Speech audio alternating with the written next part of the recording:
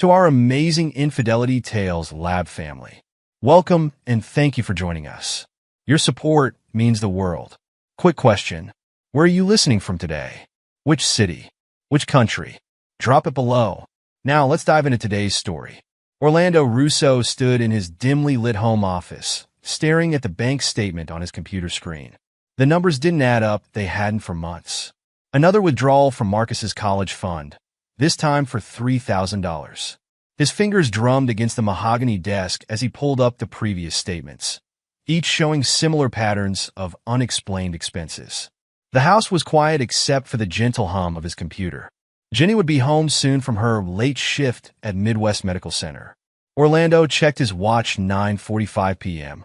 His wife's administrative role rarely required such late hours, but lately, they'd become more frequent. He heard the garage door open downstairs.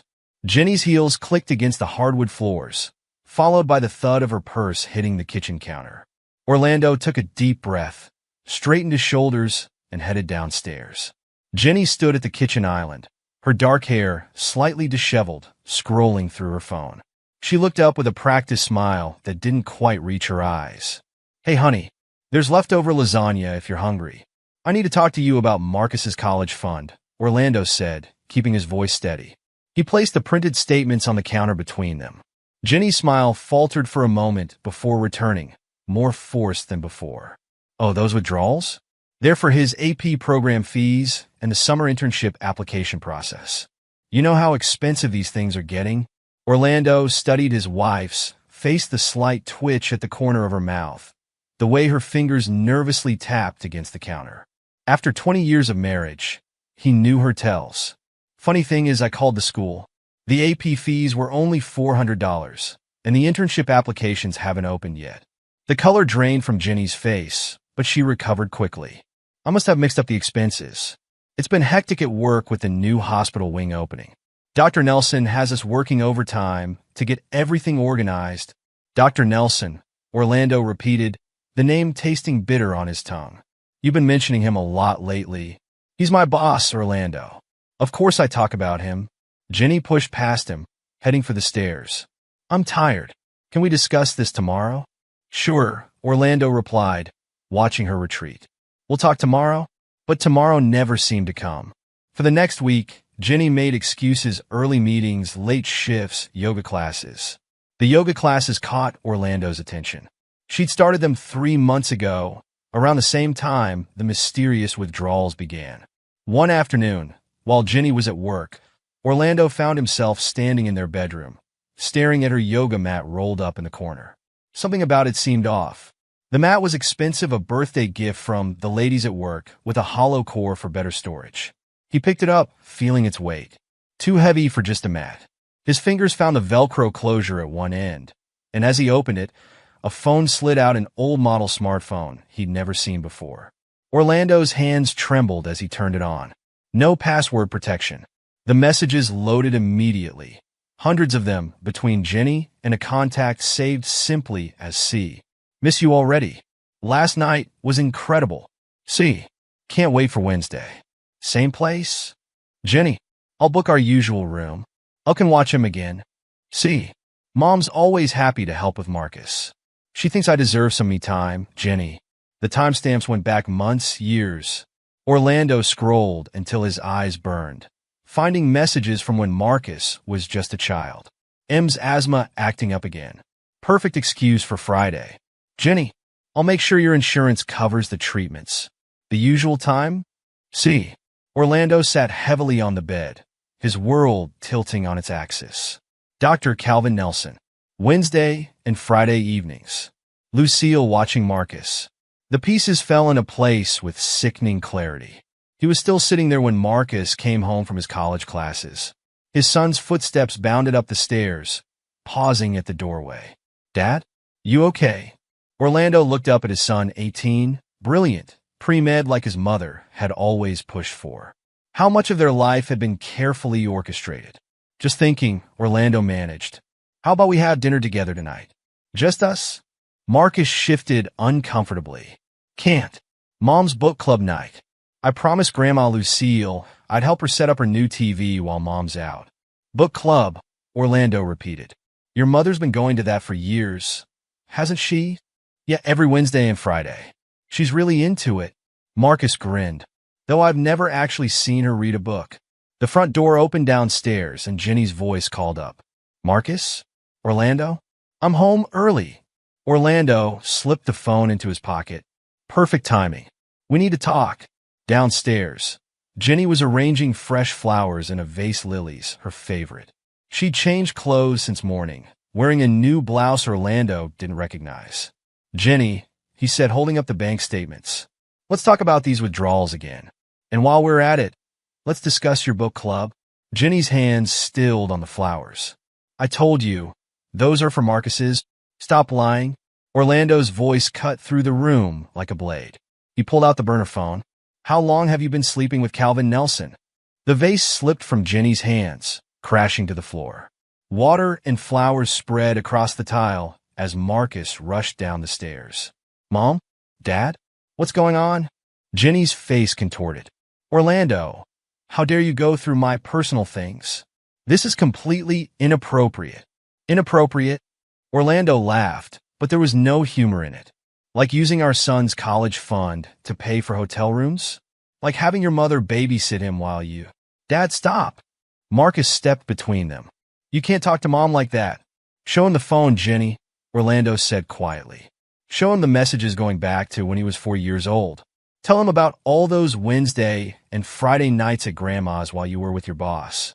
Jenny's facade cracked. Tears spilled down her cheeks as she reached for Marcus. Baby, it's not what you think. It was just one mistake, just recently. Your father is trying to make me look bad. Don't. Orlando's voice was steel. He turned to Marcus. While you were having asthma treatments at the hospital, your mother was meeting Dr. Nelson in hotel rooms. Your grandmother covered for her. Every time. Marcus shook his head violently. You're lying. Mom's always been there for me. You're the one who was never around, always at science fairs. Always with your students.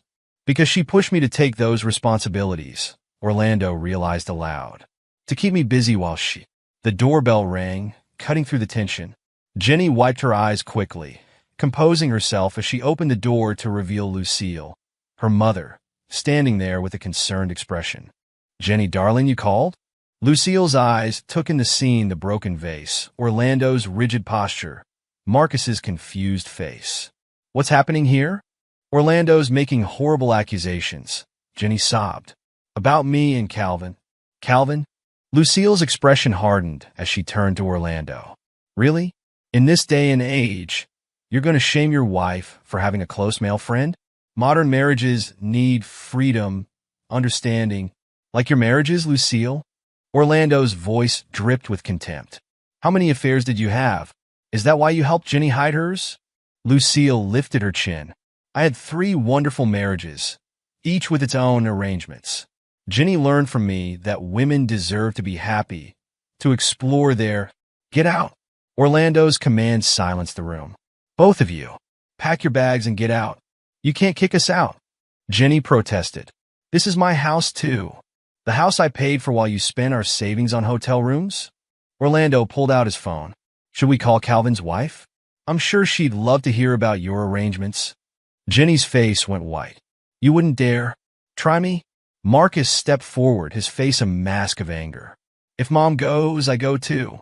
Marcus, please, Orlando started, but his son was already heading upstairs to pack. The next weeks passed in a blur of lawyers' offices and mediation meetings. Jenny hired Eileen Castro, a shark of a divorce attorney known for bleeding husbands dry. Orlando sat through depositions where his colleagues testified about knowing about his open marriage lies Jenny had spread to cover her tracks. The final blow came when Theodore Duke, his department head, and someone he considered a friend, admitted to helping Jenny hide her relationship with Calvin. I thought I was respecting your lifestyle choice, Theodore said awkwardly in his office.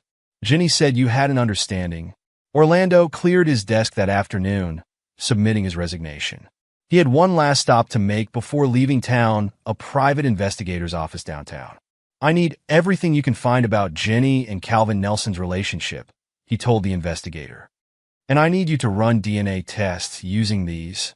He placed a folder of Marcus's old medical records on the desk. You sure you want to know? The investigator asked. Orlando nodded, his jaw set. Truth has a way of coming out eventually. I just need to be patient. He left town the next day, driving west toward Colorado and a new job offer. In his rearview mirror, the city shrank away along with 20 years of lies. Orlando felt lighter with each mile, knowing that sometimes the best revenge was simply waiting for karma to run its course. The late afternoon sun painted the highway gold as he drove, reminding him of all those science fairs he'd organized, all those students he'd helped achieve their dreams. He'd do it again, help more students build something new. And when the truth finally caught up with Jenny and Calvin, he'd be ready. His phone buzzed with a text from Faith Bruce, the school nurse and his one remaining ally in town. Marcus moved in with Jenny. They're saying horrible things about you. Stay strong. Time reveals all truths. Orlando smiled grimly and turned off his phone. He had research to do, tests to wait for, and a new life to build. Jenny could keep her lies for now. The truth would find her soon enough. The Rocky Mountains loomed against the Colorado sky as Orlando pulled into the parking lot of Summit STEM Academy. 2 years had passed since he'd left behind the wreckage of his marriage, and the crisp mountain air still felt like freedom every morning.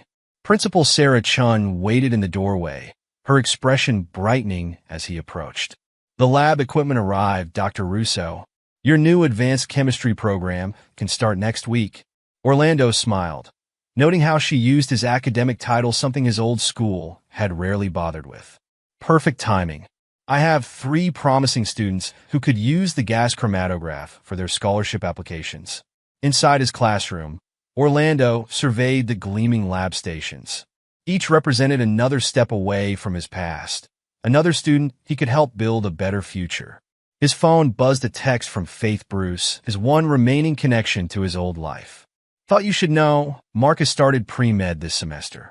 Jenny's posting about it everywhere. She and Calvin got married last month. Small ceremony. Orlando's jaw tightened, but he kept scrolling through the messages. Calvin's practically gloating at the hospital, Faith continued. Acting like Marcus was always his son. Makes me sick. Thanks for keeping me informed. Orlando typed back. How are you holding up there? Barely tolerating it. Jenny's insufferable since the wedding. Strutting around like she's hospital royalty now that she's Mrs. Dr. Nelson. Some of us remember the truth. Orlando set the phone aside and turned to his lesson plans. He had 28 students from disadvantaged backgrounds counting on him for their college recommendations. Their futures mattered more than Jenny's social climbing. Later that afternoon, as he was calibrating the new equipment, his office phone rang. It was James Martinez from the testing lab. Dr. Russo, those DNA samples you submitted? We have the results. Orlando's hand stilled on the dial. Go ahead. Paternity exclusion confirmed. The probability of paternity is 0%. Would you like us to run additional markers? No need. This confirms what I already knew. Orlando's voice remained steady. Please send the full report to my lawyer. After hanging up, Orlando opened his desk drawer and pulled out a thick folder labeled Marcus, Medical Records. Inside, he added the DNA results to 14 years of carefully documented hospital visits, credit card statements, and hotel receipts. The truth would keep for now. Months turned into years. Orlando's chemistry program gained national attention for its success rate with underprivileged students. Every scholarship acceptance letter felt like a personal victory, proof that good could come from even the darkest betrayals. Faith's updates became a regular part of his life, each one reinforcing his decision to wait patiently for the truth to emerge naturally. Marcus is top of his class in medical school, she texted one spring morning. Jenny never misses a chance to mention he's following in Calvin's footsteps. The irony would be funny if it wasn't so cruel. Orlando was preparing his response when another message appeared. Oh, and he's engaged to a genetic counselor named April Cardenas. They met at the hospital. The phone nearly slipped from Orlando's hand. A genetic counselor. He caught his reflection in the classroom window and saw himself smile, the same smile he'd worn when setting up complex chemistry experiments, knowing exactly how each reaction would play out. Nature has a way of revealing truth, he texted back, even when we think we've buried it. The next few months brought more updates. Marcus and April were planning genetic screening before starting a family standard procedure for medical professionals, Faith reported. Orlando marked the date in his calendar and waited. One Tuesday morning, as Orlando supervised a particularly complex titration experiment, his phone lit up with an unfamiliar number. The area code was from back home. "Dad?" Orlando's hand tightened on the phone. 9 years of silence. And now this single word carried the weight of everything left unsaid. "Marcus?" He kept his voice neutral. "This is unexpected. I've been following your work. The chemistry program you developed, the scholarships. It's incredible. Thank you." Orlando watched his students carefully measuring solutions, their futures expanding with each precise calculation. "What can I do for you?" "April and I are having a baby. A boy." Marcus paused. "We'd like to name him after you." The silence stretched between them, heavy with unspoken truths. "That's quite a change from our last conversation," Orlando said finally. "I know. I was wrong about so many things. Mom made one mistake, and I couldn't understand why you couldn't forgive her. But now that I'm older, starting my own family..." Orlando closed his eyes. One mistake. Jenny's lies still held firm, even after all these years. "Where are you now?" Marcus asked. "Denver. Teaching at Summit STEM Academy. Could we meet? There's a cafe near the hospital where April works. I've been meaning to talk to you, to try to understand what happened." Orlando thought of the folder in his desk, waiting for exactly this moment. "Text me the address. I'll be there." The next weekend, Orlando sat in the modern safe Marcus had chosen, watching his son approach through the window.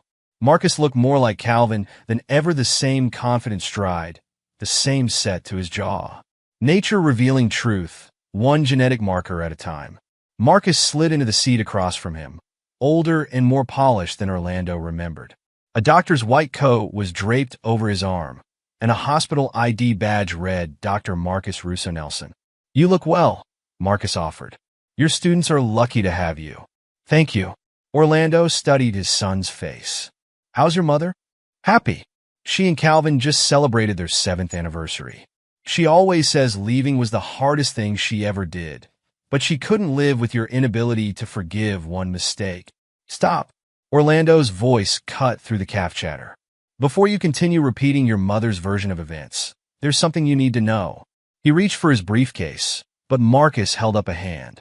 "Actually, Dad, there's something I need to tell you first." He pulled out a medical file. "April and I did genetic screening before trying for the baby. Standard procedure in our field. But something came up, blood type inconsistencies that don't make sense given you and Mom's profiles." Orlando sat back, watching the truth begin its slow unveiling. "I ran the test 3 times, Marcus continued, his professional demeanor cracking. "The markers, they don't align with what they should be. Statistically, it's impossible for you to be your biological father." Orlando finished. "No, it's not impossible. It's exactly what your mother and Calvin planned." The color drained from Marcus's face. "What are you saying?" "I think you already know. You're a doctor now. The evidence is in your own DNA." The calf seemed to fade away around them as decades of lies began to crumble. Orlando watched his son, not biologically his, but as in every other way that mattered, grapple with the truth he'd already suspected. "All those Wednesday and Friday nights at Grandma's," Marcus whispered. "My childhood asthma treatments. Convenient times when Calvin's wife had hospital board meetings."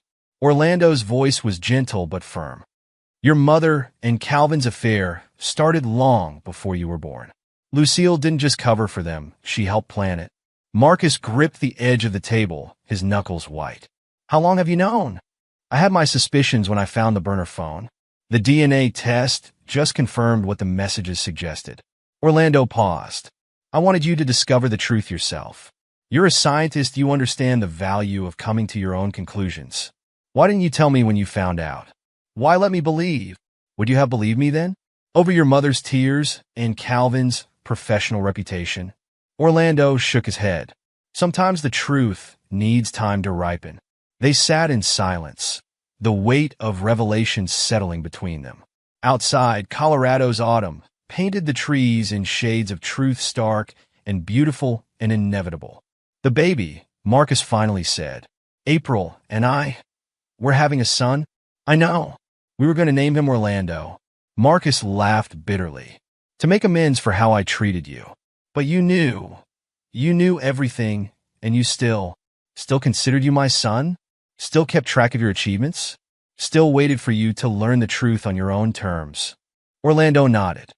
Some bonds transcend biology, Marcus, just as some betrayals go deeper than a single affair. Marcus stared at his own hands, at doctor's hands, like Calvin's. I built my whole identity around their lies. My career choice, my relationships, even my understanding of what family means. Now you get to decide what to build on the truth. The calf had nearly emptied around them as the afternoon stretched on. Marcus looked up, his eyes showing the same determination Orlando remembered from science fair projects and late-night study sessions. I need to see the evidence, he said. All of it? Orlando nodded, finally opening his briefcase. We should go somewhere private. This isn't a conversation for public spaces. They relocated to April's office at the genetics clinic, its sterile walls a fitting backdrop for the clinical dissection of a family's lies. Orlando laid out the documents one by one: DNA results, birth records, hotel receipts, messages spanning decades of deception. April joined them, her professional expertise adding weight to each piece of evidence. Her hands shook as she reviewed the genetic markers, but her voice remained steady as she confirmed what Orlando had known for years. The patterns are conclusive, she said, holding Marcus's hand. The probability of paternity goes beyond exclusion. It clearly indicates Dr. Nelson as the biological father. Marcus stared at the burner phone messages Orlando had preserved. They discussed me like I was part of their cover story. My illnesses, my college choice, everything. Your mother and Calvin played a long game, Orlando said. They used my dedication to teaching, my trust in your grandmother, even my pride in your medical ambitions against me. And now, they're celebrated at the hospital, Marcus spat. Pillars of the medical community. The perfect power couple. Orlando watched his son's anger build, so similar to his own from years ago. But where Orlando had channeled his rage into patience, into building something new, Marcus would have to find his own path through the betrayal. What happens now? April asked, her hand protectively over her stomach.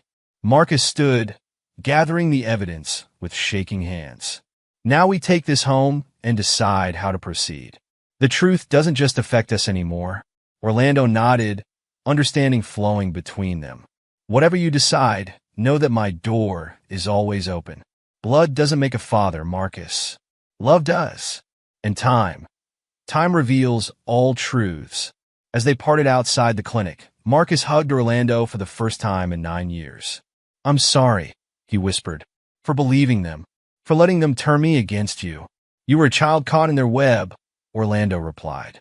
The question is, what will you do now that you're free of it?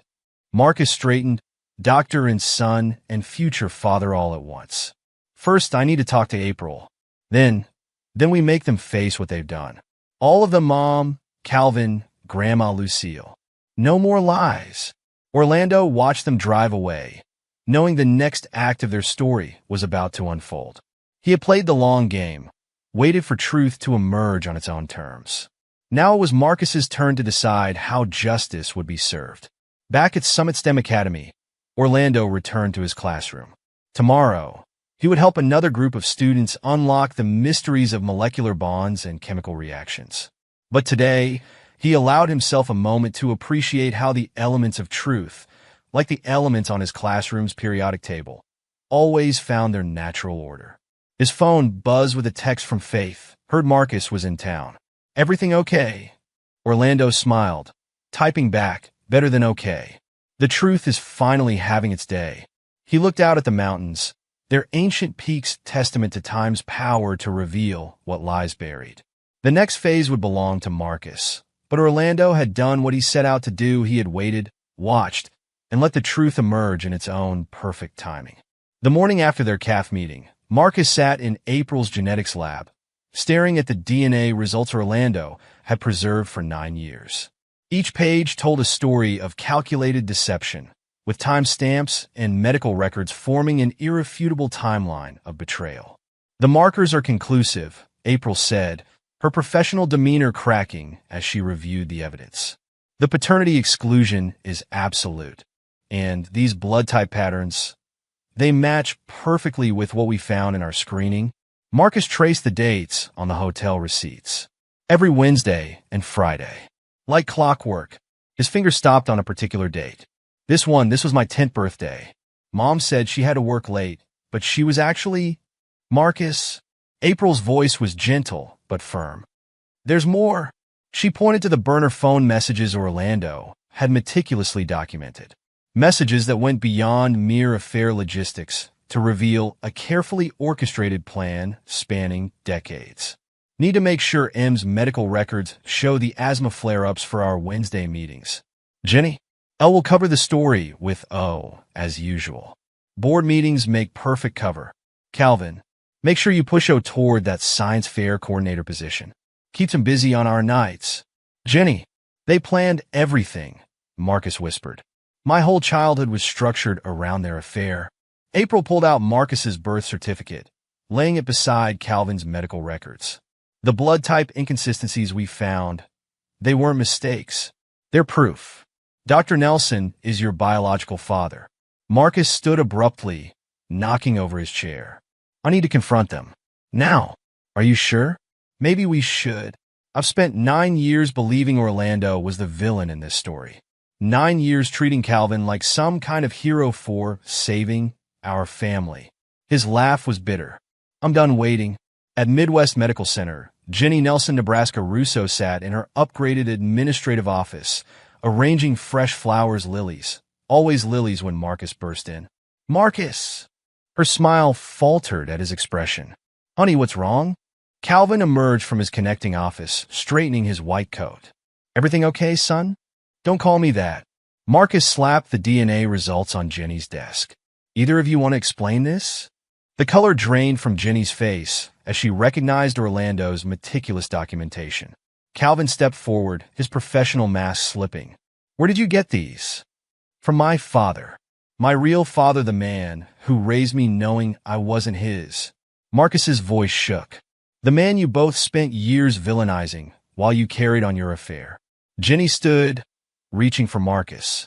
Sweetheart, you don't understand. Orlando was never there for us. Calvin and I... Save it. Marcus pulled away. I saw the messages. About my asthma treatments. About pushing Orlando into extra work. About using Grandma Lucille to cover your Wednesday and Friday meetings. That was a long time ago, Calvin said smoothly. Families are complicated. Your mother and I built our entire relationship on lies. Marcus shouted. Use my childhood illnesses as cover for your affair. Turn me against the man who raised me knowing the truth. Jenny's tears started flowing, the same performance Marcus had seen 9 years ago. We only wanted... What? What could you possibly say to justify this? He pulled out more papers. Here's you discussing my paternity before I was even born. Here's you planning how to use Mom's marriage to hide our affair. Here's you celebrating when Orlando took that science fair position that kept him working late. Calvin's professional demeanor cracked. Those records are private. Orlando had no right. He had every right. April stepped into the office, her own copy of the genetic results in hand. As a genetic counselor, I can confirm these results. The paternity exclusion is absolute. Jenny's tears dried instantly, replaced by cold calculation. This is a private family matter. You have no right to interfere. I'm his fiancée, April replied calmly, and I have a professional obligation to report medical ethics violations, like using false medical records to cover an affair. Calvin's face darkened. Are you threatening me? No, Marcus cut in. We're exposing you. Both of you. Every single lie, every manipulation, every way you used me to hurt Orlando. He turned to the door, where Lucille stood frozen, having arrived for her weekly lunch with Jenny. And you, Marcus spat. My own grandmother. You helped them destroy your daughter's marriage. Used me as a pawn in their affair. Lucille straightened her expensive blazer. Modern marriages require understanding, dear. Your mother deserved to lie, to cheat, to use her child as cover for decades of deception. Marcus laughed bitterly. Did you enjoy it, Grandma? Watching Orlando raise another man's son while helping them sneak around behind his back. Now see here, Calvin started, but Marcus cut him off. No, you see here, Dr. Nelson. I'm taking this evidence to the hospital board. Every falsified medical record, every abuse of your position, every ethical violation you committed to hide your affair. Jenny's FOD finally cracked. You wouldn't dare. Were your parents? No. Orlando is my father. The man who knew the truth and still loved me. Still waited for me to discover it myself. Marcus gathered the evidence. You're just the people who betrayed him. And now everyone will know exactly who you are. The hospital board meeting was brutal. April presented the genetic evidence while Marcus detailed years of falsified medical records. Calvin's wife, Patricia, sat stone-faced as decades of deception unraveled. 20 years, she said when it was over. 20 years of Wednesday board meetings while you were actually... She stood, removing her wedding ring. Expect divorce papers. And an ethics investigation. The fallout was swift. Calvin's medical license was suspended pending investigation. Jenny's position was terminated. The hospital's legal team began damage control as rumors spread through the medical community. Lucille tried calling Marcus daily, leaving tearful voicemails about family loyalty and forgiveness. He blocked her number after the 20th call. The wedding was postponed.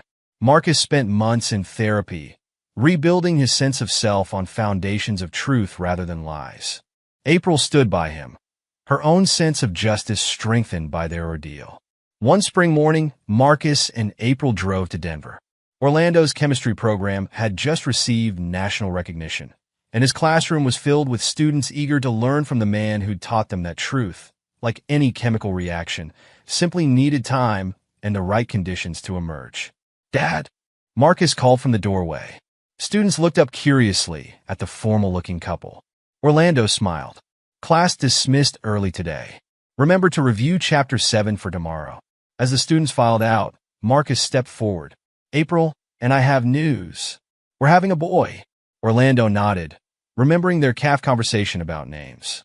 And we're naming him Oliver, April said softly. After your father. Orlando's expression softened. Dad would have liked that. He always said character shows and how we handle hard truths. Marcus swallowed hard. I'm sorry it took me so long to see the truth. To understand what real fatherhood looks like. You needed to discover it yourself, Orlando replied. Just like my students need to understand chemical reactions through their own experiments. He led them to his desk, where a small chemistry set sat ready. Speaking of experiments, want to show your future son's parents some basic reactions? Every good doctor should understand chemistry. As Orlando demonstrated simple experiments, his hands steady and sure, Marcus watched the man who'd chosen to be his father despite everything, who'd waited patiently for truth to emerge instead of forcing it. Months later, Oliver was born. The birth announcement carefully omitted the Nelson name, listing him simply as Oliver Russo Cardenas. Jenny tried sending gifts, which Marcus returned unopened. Calvin's attempts at contact were met with legal warnings. The story spread through medical circles, destroying Jenny and Calvin's carefully crafted reputations.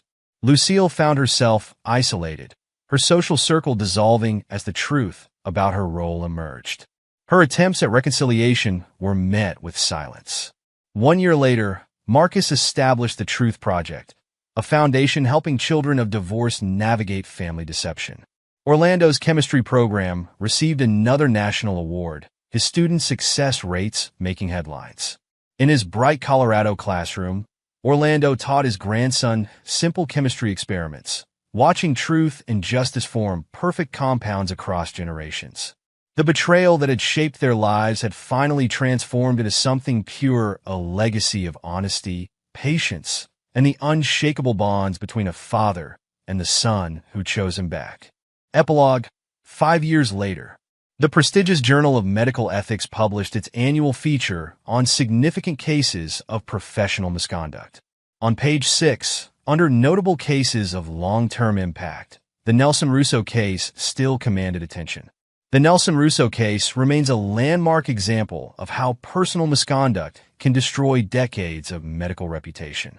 Former Chief of Medicine Dr. Calvin Nelson's systematic abuse of his position to falsify medical records, combined with Administrative Coordinator Jenny Nelson's complicity, led to the most significant ethics scandal in Midwest Medical Center's history. Faith Bruce set down the journal in her new office at Denver Metropolitan Hospital, where she now served as head of nursing services. Orlando had recommended her for the position 3 years ago, after the fallout at Midwest Medical had made staying there impossible. Her computer pinged with an email notification to faith.bruce@denvermetro.org from ethics.board@midwestmed.org. Subject: Final update, Nelson case status. Dear Ms. Bruce, as a key witness in the Nelson-Russo ethics investigation, we are informing you of its conclusion. Dr. Calvin Nelson's medical license has been permanently revoked in all 50 states. The board's decision cites unprecedented abuse of medical authority spanning 2 decades and systematic falsification of medical records to conceal personal misconduct. The hospital's civil settlement with affected parties has been finalized. Mrs. Jenny Nelson, formerly Russo, remains permanently barred from employment in any medical facility receiving federal funding. Regards, Medical Ethics Board, Midwest Medical Center. Faith smiled grimly as she forwarded the email to Orlando. His response came quickly. Justice takes time, but it always arrives. Speaking of arrival, still coming to Oliver's 5th birthday next weekend? He's requesting his favorite chemistry aunt. The years had reshaped everyone's lives. Faith clicked through recent social media updates, noting the contrasts. Jenny Nelson's carefully curated social media presence had crumbled. Her last public post, dated 3 years ago, showed her desperately defending Calvin. My husband made mistakes, but his medical contributions should count for something. The medical community's response had been swift and brutal, with former colleagues openly recounting other instances of ethical violations they'd previously overlooked. Now approaching 60, Jenny worked as a receptionist at a small insurance office 2 states away. Her attempts to maintain social standing had failed as thoroughly as her marriage to Calvin. Their joint assets had been decimated by legal fees and civil settlements. Calvin Nelson, once the celebrated chief of medicine, had his medical license revoked in all 50 states. His ex-wife Patricia's ethics investigation had revealed a pattern of violations extending beyond the falsified records for Marcus. Other families came forward, describing how Calvin had manipulated medical records to help friends hide affairs or cover insurance fraud. Last Faith heard, Calvin was living in a modest apartment in Florida, allegedly writing a memoir no publisher would touch. His former colleagues openly mocked his attempts to reframe his disgrace as a love story that society wasn't ready to accept. Lucille, now in her late 70s, had become a cautionary tale in their social circle. Her role in facilitating decades of deception had destroyed her relationship with Marcus and her standing in the community. Her weekly bridge club, once the source of her social power, had publicly asked her to leave.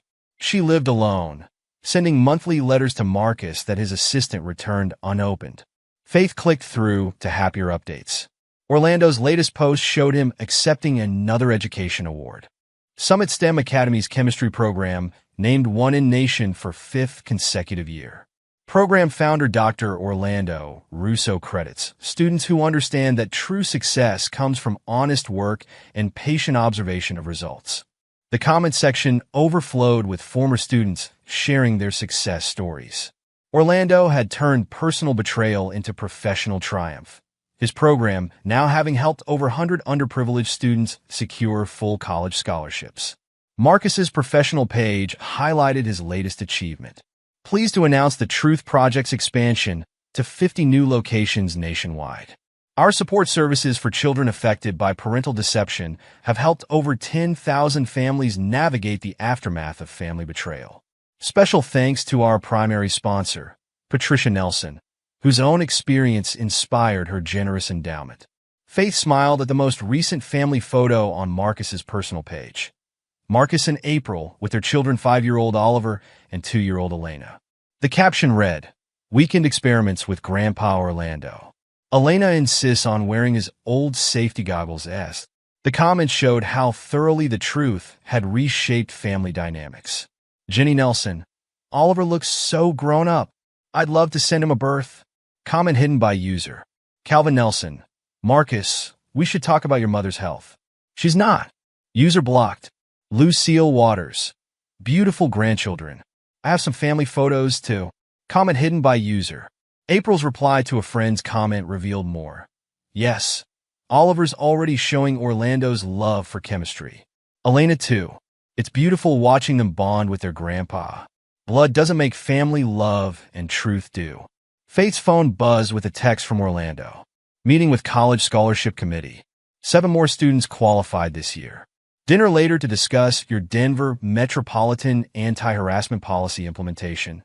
She replied affirmatively, then opened a final email that had just arrived. To all medical staff. From board.communications@midwestmed.org.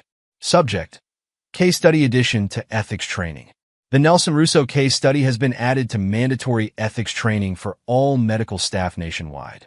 This edition emphasizes how personal misconduct can impact patient care and institutional integrity. Key points include Dr. Nelson's systematic abuse of medical records, 1995 to 2019. Administrative complicity in covering ethical violations. Long-term impact on patient trust. Importance of early reporting of suspected violations. The case study concludes with transcripts from the Ethics Board hearing, including Dr. Marcus Russo's testimony about the generational impact of medical ethical violations. Faith closed her laptop, remembering the day Marcus had delivered that testimony. He'd stood straight-backed before the board, speaking truth to power with the same quiet strength Orlando had shown all those years ago. The Truth Project's latest quarterly report sat on her desk, its impact statistics telling their own story. 10,000 plus families supported. 50 locations nationwide. 95% success rate in therapy completion. 85% improvement in parent-child relationships. $50 million in legal aid secured for affected families. The final page featured a quote from Marcus. Truth doesn't destroy families. Lies do. Our mission is helping people rebuild on foundations of honesty. Faith's office phone rang the hospital CEO wanting to discuss implementing elements of Marcus's program in their family counseling department. As she picked up the receiver, her computer showed one final email notification. To faith.bruce@denvermetro.org. From jnelson@coreinsurance.com. Subject: Please read about Marcus. She deleted it without opening. Jenny had lost the right to maternal concern years ago. Later that evening, Faith joined Orlando, Marcus, April, and the children for dinner. Oliver wore his junior chemistry set apron, proudly showing off the non-toxic experiments Orlando had taught him. Elena toddled after her brother, safety goggles slipping down her nose. The ethics board made their final ruling, Faith mentioned as they sat down. Orlando nodded, helping Elena with her napkin. I saw. Jenny's been calling the school again. She called the foundation too, Marcus added. Wanted to contribute her perspective to our parent reconciliation program. April squeezed her husband's hand. The restraining order's still active if you need it. No need. Marcus watched his children playing with the man who'd chosen to be their grandfather. Some people never understand that respect and trust have to be earned. Right, Dad?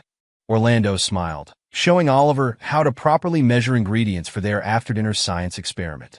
Right? Just like chemical reactions, relationships need the right elements to work. Truth, patience, love, and time, Faith added, raising her glass. Time reveals all truths. They toasted to that, while across town, Jenny Nelson sorted insurance papers in her rented office.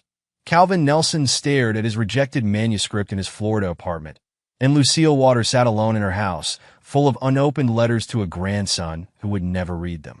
The truth had taken time to emerge, but its reactions, once started, had transformed everything it touched.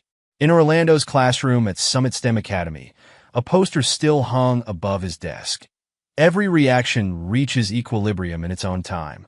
Below it, decades of student success stories proved that patience and truth would always yield the right results. And there you have it. Another story comes to an end. What did you think? I'd love to hear your thoughts in the comments below. If you enjoy this story, consider joining our community by subscribing, It means the world to us. For more stories like this one, check out the recommended videos on screen. And I'll see you there.